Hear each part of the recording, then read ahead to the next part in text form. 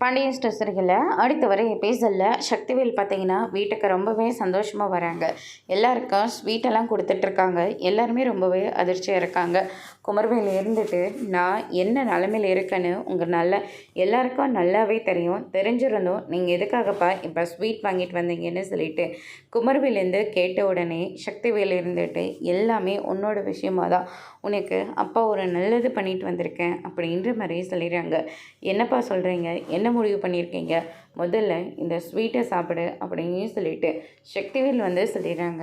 அதுக்கு அடுத்ததாக பார்த்துக்கிட்டு இருக்கீங்கன்னா உங்கள் எல்லார்கிட்டையும் ஒரு முக்கியமான ஒரு விஷயம் சொல்லணும்.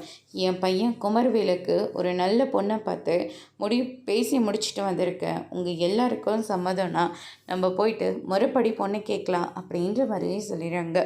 என்னங்க சொல்கிறீங்க, யார் பொண்ணு, அவங்க இடம் பெரிய இடமா அப்படின்னு சொல்லிட்டு இந்த பக்கம் நம்ம சுகன்யா கேட்டுக்கிட்டு இருக்காங்க. அவங்களுக்கு சுத்தமாக வசதியே இல்லைம்மா. பெரிய பொண்ணு டிவோர்ஸ் ஆகி வீட்டில் தான் இருக்கா. அதே மாதிரி இந்த சின்ன பொண்ணு காலேஜ் படிச்சுட்ருக்கா அப்படின்ற மாதிரி சொல்கிறாங்க. இது எங்கே கேள்விப்பட்ட விஷயம் மாதிரி இருக்கே, யாராக இருக்கும் அப்படின்னு சொல்லிட்டு பழனியும் எல்லாம் யோசிச்சு பார்க்கவும், அதுக்கடுத்து தான் பார்த்திங்கன்னா என்ன எதுன்னு சட்டன்னு சொல்லிடா அப்படின்னு சொல்லிட்டு முத்துவேல் சொல்லிக்கிட்டு இருக்காங்க. எல்லாமே நமக்கு தெரிஞ்ச குடும்பம்தான். மயிலோட தங்கச்சி இருக்கால, அதான் எதிர்த்த வீட்டு பாண்டியனோட வீட்டில் பொண்ணு கொடுத்தாங்களே, அவங்க வீட்டு சின்ன பொண்ணை தான் நான் பேசி முடிச்சுட்டு வந்திருக்கேன் அப்படின்ற மாதிரி சொல்கிறாங்க.